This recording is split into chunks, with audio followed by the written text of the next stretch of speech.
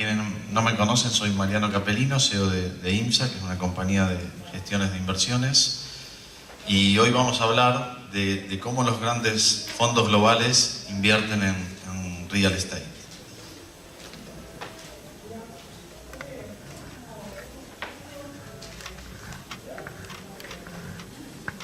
Entonces, el propósito del workshop es poder contarles cuál es la metodología que utilizan los grandes fondos para invertir en real estate, y parten de la base de mirar el mundo. O sea, la inversión inmobiliaria la dominan los ciclos de los mercados. Entonces, la primera premisa es poder compartir con ustedes esta visión y que esto le ayude a ustedes a tomar mejores decisiones cada vez que piensan en invertir o en cada momento que evalúan su cartera de inmuebles, ¿no?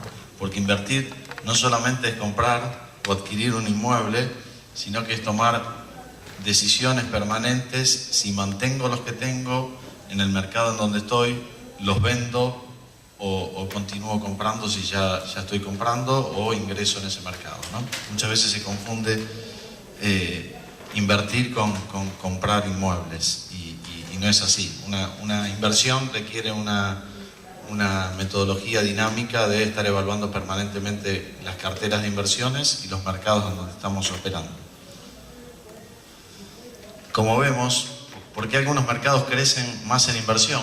Podemos ver España, por ejemplo, en el 2016 creció un 37,7% con respecto al 2015, que ya había sido récord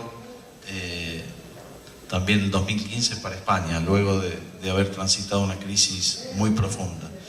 Por ejemplo, hoy el fondo más grande del mundo, que se llama Blackstone, tiene invertido un 32% de su cartera, de 150.000 millones de dólares, la tiene invertida en España, cuando España tan solo representa el 1,4% de la inversión mundial. Entonces, eso demuestra claramente que los grandes fondos se mueven aprovechando los ciclos de los mercados.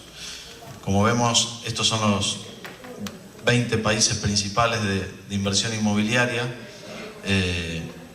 y muchas veces la inversión inmobiliaria no está relacionada con el crecimiento de la economía.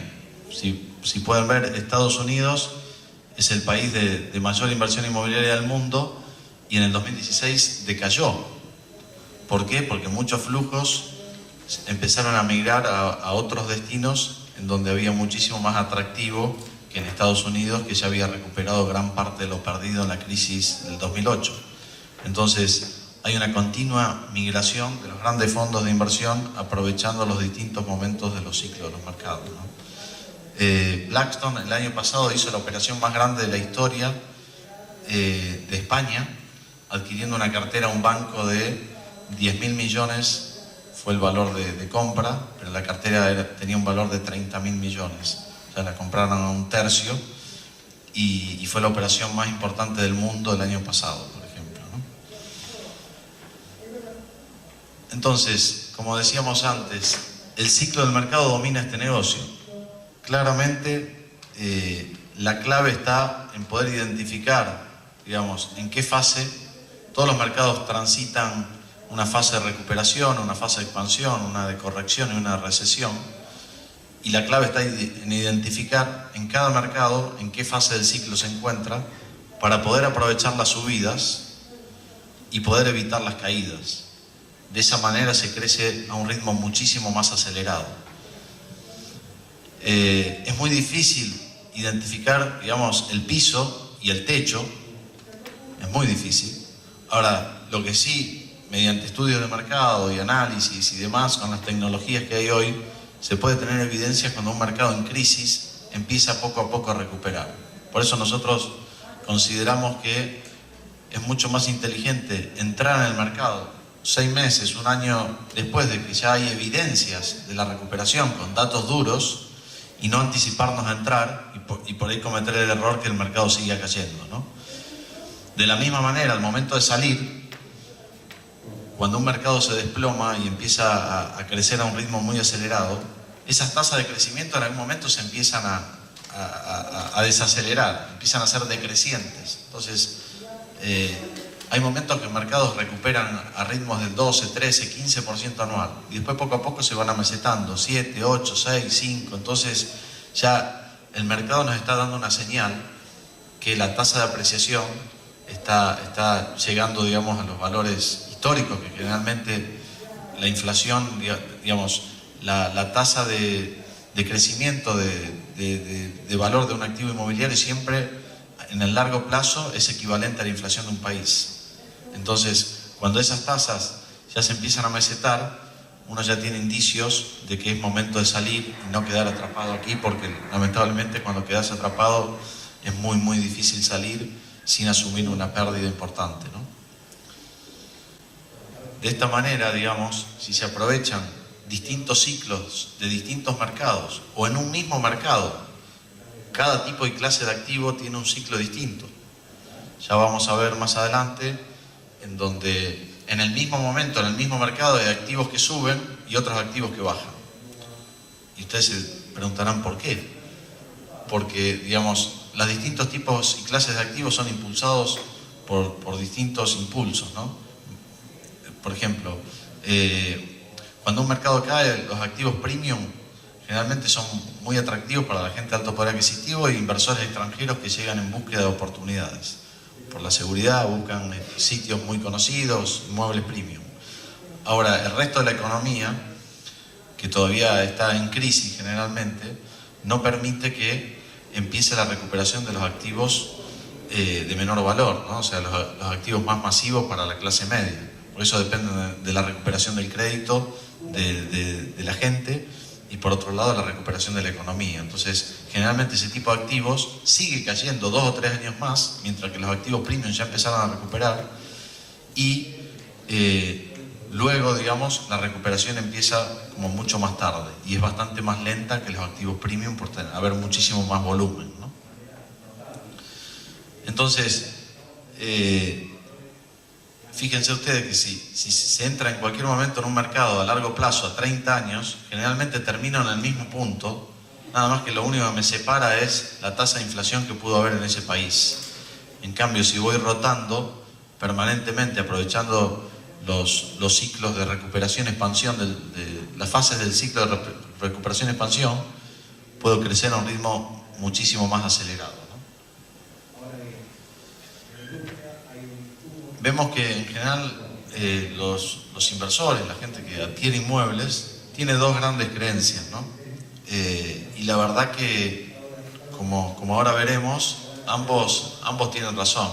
Este es un poco lo que pasó en Argentina desde el año 2002, perdón, desde el año 92 hasta el año 2016, en realidad tiene 25 años esta proyección, y acá nos detuvimos en los 5 años de recuperación y expansión del ciclo. Como podemos ver, durante esos 5 años la tasa de apreciación, solamente la apreciación fue de un 15,8% anual, en dólares. Si a eso le quitamos el 2,23 que fue la inflación en Estados Unidos, estaríamos hablando de una tasa de apreciación de 13,5 neto. O sea, una tasa tremendamente alta de apreciación, ¿no? Y esto es lo que responde a entrar en el momento indicado y salir en el momento indicado en un mercado. Solamente eso ya nos genera una tasa de apreciación muy alta. Entonces, eso es lo que hace que mucha gente diga, la verdad que invertir en real estate genera altos rendimientos. Y la verdad que es verdad. Si entramos y salimos en el momento indicado, es totalmente acertado.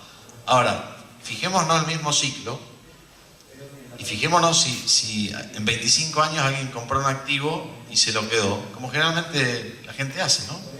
Compra un inmueble y se lo queda, y todo lo que ahorra sigue comprando inmuebles y más inmuebles y más inmuebles, pero nunca se dedica digamos, a analizar su cartera y ver cómo maximizar ese rendimiento. Entonces, en este mismo gráfico, si yo compré el activo y me lo quedo, en cualquier parte del mundo, a más de 25 o 30 años, que ya pasó un ciclo completo, la tasa de apreciación descontada de inflación es 0. Los últimos 100 años Estados Unidos apreció un 3,1% anual. y la inflación fue 3%. O sea que la tasa de apreciación real fue 0,10. Como vemos en Argentina, en los últimos 25 años, la tasa de apreciación fue 2,3% anual. Si le quitamos inflación, que fue 2,27 en dólares en ese periodo, la tasa de apreciación real fue 0,03. Cero. Entonces, al final ambos tienen razón. Los que opinan que el inmueble tiene rendimientos altos y los que opinan que tienen bajos, ¿no? Entonces, ¿a dónde está la clave? Como veíamos antes, ¿no? En el momento de entrada y en el momento de salida. O sea, esa es una de las principales variables que contribuyen a generar un elevado rendimiento en la inversión inmobiliaria. Hay otras dos que ahora se las voy a contar. Entonces, ¿cómo hago para elegir un mercado? O sea, ¿qué variables tengo en cuenta? Y generalmente empiezo por las macros, ¿no? O sea, por la parte institucional, inicialmente, seguridad jurídica, derecho a la propiedad. Por otro lado, variables macro, cómo está el crecimiento de la economía, cómo está la inflación, cómo está digamos, la tasa de desocupación del mercado, cómo evolucionan esas principales variables, ¿no? Para después ya entrar a las variables del sector inmobiliario y poder identificar las distintas familias de activos, clase y tipo de activos. Cuando decimos clase de activos nos referimos a activos residenciales, comerciales, activos clase A, B y C, y tipos son comerciales, residenciales, terrenos, etcétera, ¿no? Esa combinación de activos nos permite identificar de alguna manera en qué situación está cada activo para poder elegir en cuál entrar en cada momento, ¿no? Y cómo ir desplazándonos en el mismo mercado a través del tiempo, aprovechando la tasa de apreciación más acelerada en cada tipo de activo. Para luego, cuando ya no hay más negocios en ese mercado, desplazarnos a otro mercado. Les hablaba antes que había tres variables claves para construir rendimiento en el sector inmobiliario. Hablábamos antes de la tasa de apreciación, que era muy importante entrar y salir en el momento más conveniente. O sea, a nadie que tenga un negocio se le ocurre comprar un producto para venderlo al costo, al valor que lo pagó. Y esto es lo mismo. No estamos acostumbrados generalmente, quienes no se dedican a esto, pero ¿qué sentido tiene invertir comprando valor de mercado? Es más o menos como tener una tienda y comprar un jean y venderlo al valor que lo pagamos. No tiene ningún sentido, ¿no? Entonces, en esto es lo mismo. Ahora, para tener posibilidad de comprar valor de mercado, es sumamente importante entrar en un mercado totalmente en crisis, en donde los bancos están inundados de activos, hay un volumen en subasta diario infernal, entonces en donde claramente la oferta supera la demanda. Porque en un mercado estabilizado es muy difícil, es prácticamente imposible. Puede haber alguna excepción, alguna sucesión, algún amigo, o alguna persona que está complicada, pero es muy difícil hacerlo a gran escala. O sea, para eso tengo que estar en un mercado que acaba de transitar una crisis muy importante. Eso es clave. Y además de eso, necesito saber cómo hacerlo, ¿no? O sea, no es pasar por una inmobiliaria y comprar un activo, difícilmente se pueda lograr comprar debajo del mercado. Se compran subastas en bancos, administradores concursales, abogados que manejan sucesiones, divorcios, etc. Es decir, las fuentes para adquirir activos debajo del valor del mercado no son las fuentes tradicionales, claramente, ¿no? Entonces, pero este es el inicio de la inversión. Si no compro debajo del valor del mercado, o sea, si compro valor de mercado, mi inversión empieza a menos 10, porque como todos ustedes saben, el costo de entrada y salida en cualquier mercado del mundo, más o menos, entre comisiones y escrituras de compra y venta, es 10%. Entonces, el día que firmo un cheque de $1 millón, mi patrimonio, al día siguiente, bajó 100.000, o sea, es de 900. Entonces, cada vez que invierto a valor de mercado, estoy perdiendo 10% del patrimonio que generalmente siempre cuesta bastante esfuerzo construirlo, ¿no? Administración del inmueble también es clave. O sea, la administración, la gestión del tiempo, la gestión de las alquileres, la gestión de las reparaciones y cómo crearle valor a un inmueble. A todos nos gusta comprar un inmueble que tenga un contrato de alquiler de un banco o de una compañía multinacional, porque me siento obviamente seguro y demás, pero difícilmente ahí pueda construir elevadas tasas de rendimiento. Las tasas de rendimiento se construyen gestionando un activo, comprándolo vacío generalmente, que requiera reparaciones, o comprándolo ocupado, por ejemplo. Es decir, cuanto más gestión realizo, más posibilidades de comprar fuerte debajo del valor de mercado tengo. Entonces, es sumamente importante tener claro que la gestión del inmueble y la administración del inmueble es la tercera variable, o una de las tres, como se lo quiera ver, ¿no? Generalmente en el sector inmobiliario se habla de esta sola variable. Cuando se le pregunta a un broker, generalmente, ¿cuánto rinde un inmueble? ¿Cuánto rinde esta inversión? Bueno, 5%, pero contempla solamente la variable de renta. Y generalmente esa variable que contempla es bruta, no es neta de bolsillo. Nosotros decimos que del rendimiento que se habla generalmente en el sector al rendimiento de bolsillo que obtiene un inversor, muchas veces dividiéndolo por dos nos quedamos cortos, ¿no? O sea, si se habla de un 8%, bueno, pensemos en un 3 o un 4 que nos va a quedar neto, porque siempre se habla de valores brutos. No se contemplan seguros, no se contemplan vacancias, no se contemplan comisiones, no se contemplan reparaciones. O sea, hay muchísimas cosas que no son contempladas. Entonces, es clave tenerlo en cuenta, ¿no? Y como decíamos, generalmente solamente se habla de este rendimiento, el rendimiento por renta, que es cierto, aporta, pero no es el único. O sea, hay que tener en cuenta los otros dos, el que me proporciona el descuento en la compra y el que me proporciona la tasa de apreciación. Porque por más que tenga buena renta un activo, si el mercado está en caída, ¿de qué me sirve que la renta sea buena? Si no puedo comprar debajo del valor del mercado, ¿de qué me sirve que la renta sea buena? ¿Se entiende? O sea, es la composición de tres variables. Y siempre al momento de invertir las tengo que tener en cuenta las tres. Y tengo que ver la tendencia futura. O sea, no importa la foto de hoy. ¿Qué va a pasar de aquí en adelante? En función de la historia, el costo de reposición del activo. O sea, hay cantidad de variables que hacen que el valor futuro de ese bien se pueda apreciar o depreciar, ¿no?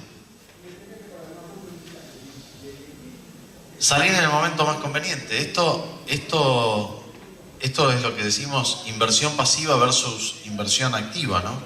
Es sumamente importante, digamos, esto, aunque parece lo más fácil, porque al final es levantar el teléfono y decirle a nuestro broker, por favor, vendeme el inmueble, es lo que menos esfuerzo intelectual de alguna manera requiere, porque es mucho más difícil, digamos, para alguien que no se dedica a esto, adquirir un inmueble en subasta, en un mercado distinto, elegir a quién lo gestione eficientemente. Eso suena bastante más difícil. Ahora, levantar el tubo para vender, no me digan que es difícil, es muy fácil, pero es la decisión más difícil y es lo que más cuesta generalmente a los inversores. Cualquier inversor que compró un activo a un bajo valor y en los últimos 5 años miró para atrás y ganó un 100, 150% de apreciación, nadie quiere que se le termine esa fiesta. O sea, todo el mundo dice, no, sigamos, me quedo, ¿para qué voy a vender? No, y bueno, y se ajusta un poco, total, después del tiempo, pero todo eso que ajustó y el tiempo que perdí por quedarme en esa inversión es dinero. Nosotros decimos, en real estate, las pérdidas las podés pagar en efectivo, digamos, vendiendo en el momento, digamos, que está la pérdida y tomarla, o la podemos dilatar, ¿no? Pagarla en cuotas, pero la pérdida está. En el momento que yo no salí de un mercado que entró en recesión o corrección, la pérdida está. La puedo asumir o no, o me puedo autoengañar y decir, bueno, los inmuebles nunca bajan, voy a esperar 10, 15 años y va a volver a ese valor, y es cierto. Pero eso no quita que no hayas perdido posibilidades de construir más rendimiento. ¿Me explico? Fijémonos, por ejemplo, lo que pasó en distintos mercados. Esto es Miami, España, Buenos Aires, ahí no salió completo el gráfico, perdón, y Detroit, ¿no? Entonces, la gente que no salió aquí en el 2007, Hoy estamos en el 2018, llevó 11 años volver a estos niveles. Entonces, si en el 2006-2007 yo tenía un activo que podría haberlo vendido a un determinado valor y no lo hice, porque quería esperar un poco más, a ver cuánto más subía, a pesar de haber subido en este periodo más de un 100% en 5 años, y quería más y más y más, bueno, me llevó 10 años promedio volver a tener el mismo capital. Si le ponemos un costo de oportunidad de 4 o 5% anual a ese dinero, perdimos el 50% de capital, lo mismo.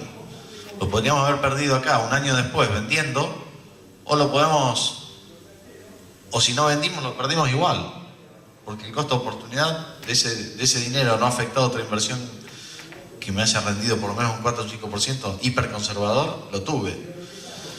Fijémonos España, aún peor. Si no salí de España, recién después de 10 años, España está empezando a recuperar, en promedio. Claro que estos índices no reflejan la situación de cada familia de activos, como hablábamos antes. Hay activos en España que ya están a tope de nuevo, o sea que ya han recuperado el 100% de lo perdido, y hay activos que siguen cayendo en España. Por eso es tan importante poder hacer una clasificación de activos y ver cada familia en qué sitio está parada, ¿no? Fijémonos en Buenos Aires también, es decir, quien no salió en el 2011, 2010, 11, bueno, tal vez tan mal no le fue como en España o Miami, pero digamos en estos últimos 7, 8 años los rendimientos que se han construido tampoco fueron muy elevados, ¿no? Me arriesgo a decir que apenas se pudo cubrir inflación en dólares. Y bueno, Detroit es otro mercado también, que si no salí en el momento antes de la crisis, miren dónde estamos después de 10 años también, apenas empezando a salir.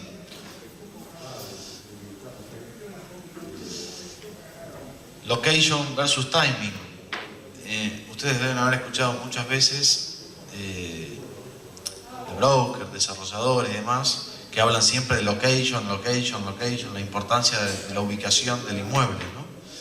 Para nosotros y para los grandes fondos es timing. No importa el tipo de inmueble. Los grandes fondos les da lo mismo comprar un edificio de oficinas de $200 millones o comprar 50.000 viviendas con ocupas de $30.000. Les da lo mismo. O sea, tienen una visión totalmente objetiva del negocio y lo analizan como una inversión, no como una casa donde yo quiero ir a vivir o quiero ir a disfrutar. O sea, es una visión totalmente racional y financiera. ¿Qué descuento la puedo comprar a este activo? ¿Qué tasa de apreciación voy a tener en los próximos 5 años? ¿Y qué rendimiento voy a tener? Y de esas 3 variables hago un rendimiento proyectado y tomo la decisión si se entra o no se entra. Así operan los grandes fondos. No tienen ningún apego a ningún tipo de activo en especial. Tienen apego al que más rendimiento les da. Aunque ese rendimiento muchas veces genere mucha gestión. Hoy en España los bancos todavía están inundados de activos inmobiliarios. Pero en donde podés obtener grandes descuentos son en los activos en donde ellos no pueden gestionar, no pueden sacar una ocupa, no pueden administrar miles de viviendas distribuidas en toda España de pequeño valor. Le cuesta más caro administrar el file, digamos, el legajo de ese inmueble que venderlo con un 40 o 50% de descuento. Entonces, para nosotros, claramente la inversión inmobiliaria es timing. Momento de entrada, momento de salida, momento de entrada, momento de salida. La location es importante. A todos nos gustaría comprar en Puerto Madero 70% debajo del valor del mercado y alquilado a un extranjero que me paga el 10% de renta anual, ¿no? A todos, o sea, nadie es tonto, ¿no? Pero, claro, muchas veces esos rendimientos no se obtienen en ese tipo de inmuebles. Entonces hay que estar dispuestos a tener una mirada, de alguna manera, totalmente neutra, objetiva, con los racionales financieros.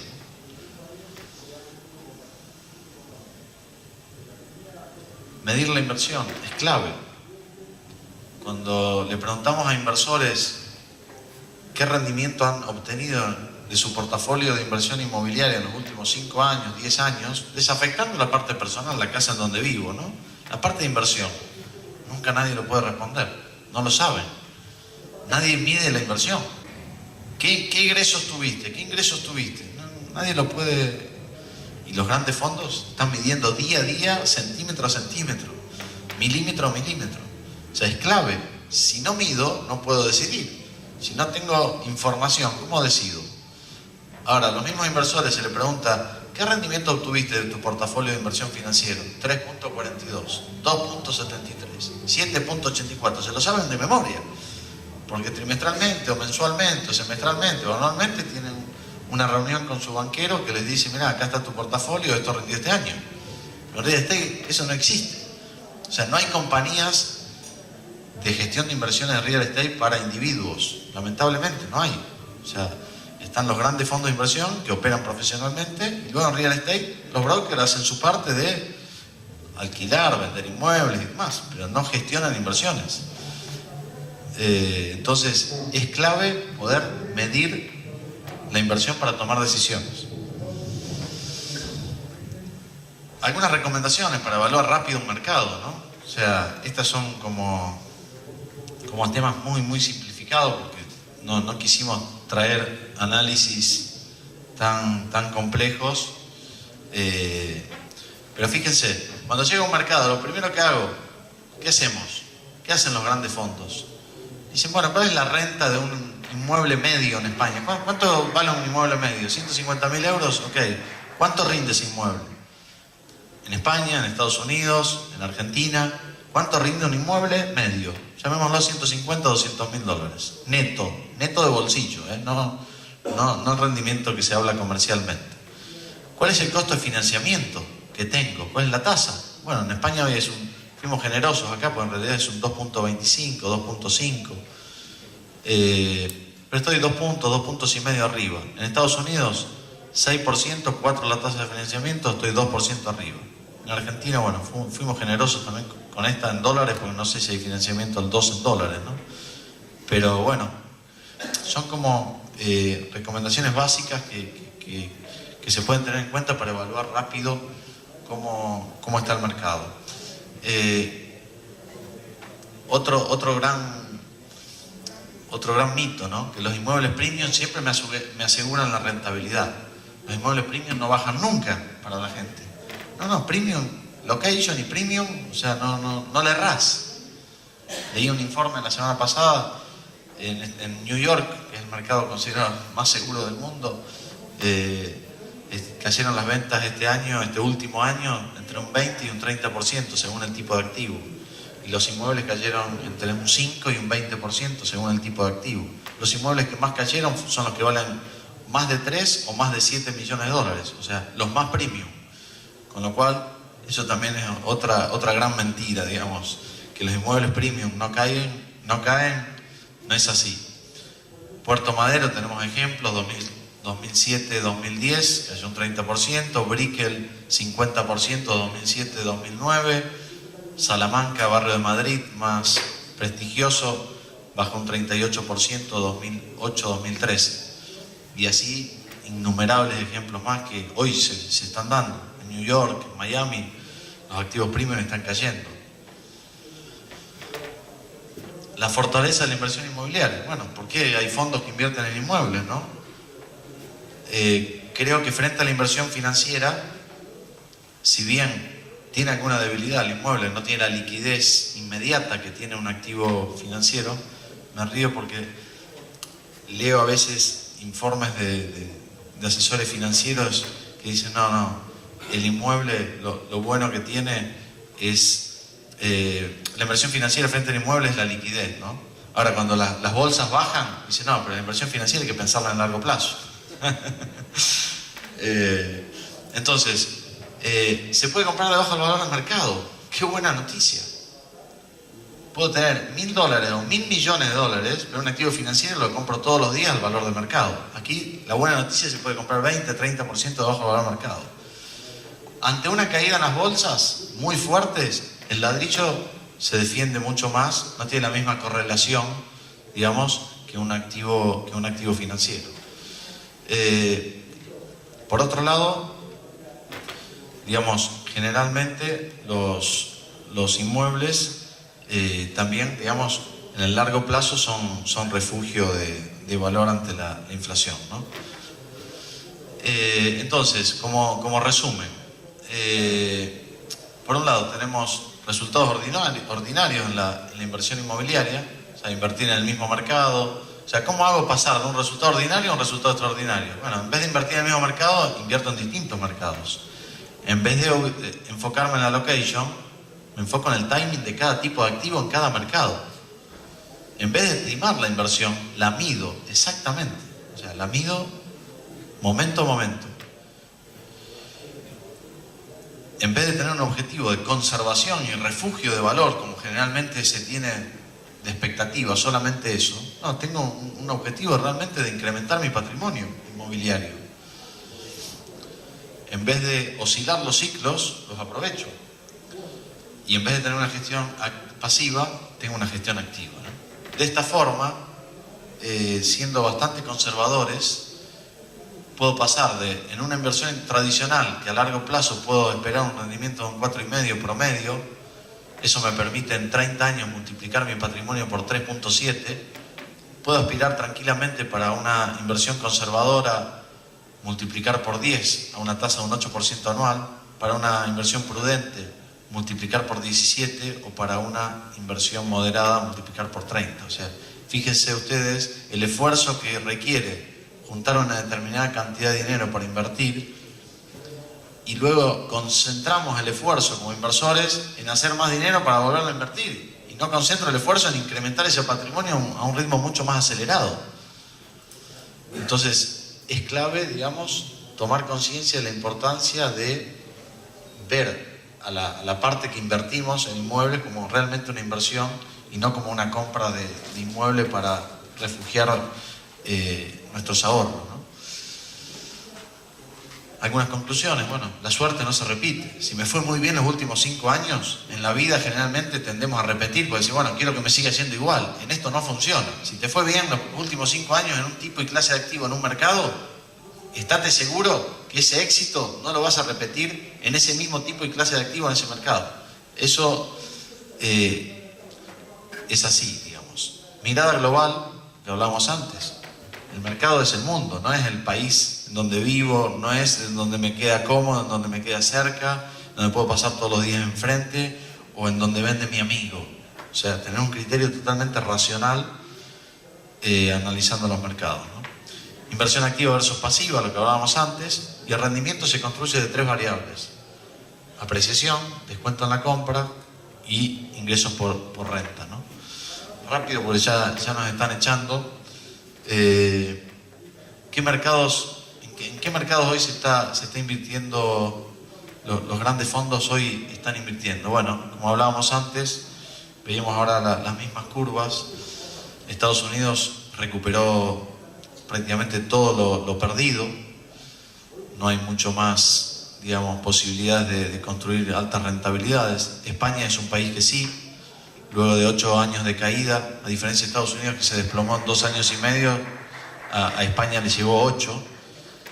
Tiene por lo menos por delante 5 años más de recorrido a tasas muy aceleradas, ya no en activos clase A, digamos, en zonas premium, en locaciones muy premium y inmuebles premium, pero sí en activos clase B y C, tienen todo por delante. Bueno, Argentina desde el año 2009 no lo estamos viendo nosotros. De hecho, llevamos ya 9 años sin hacer inversiones en este mercado. Miraba un poco cómo era la inversión global. Los grandes fondos de inversión invierten el 1% de sus fondos en toda Latinoamérica. Prácticamente no hay países en el radar de los grandes fondos en Latinoamérica, por la falta de transparencia, la falta de seguridad, la volatilidad del tipo de cambio. Hay innumerables factores que hacen que los fondos prácticamente se centren exclusivamente en Estados Unidos y Europa, ¿no?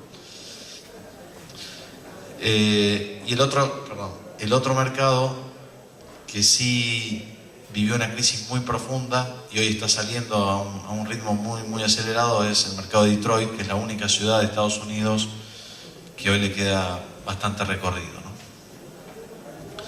Entonces, España, algunos datos macros del desempleo había llegado al 28%, este año se espera que llegue al 15%. Claro que hay ciudades como Cádiz, por ejemplo, que están más del 20%, y hay otras como Madrid que está debajo del 10%. Los índices, eso muchas veces es lo que no nos muestran, ¿no? Son promedios.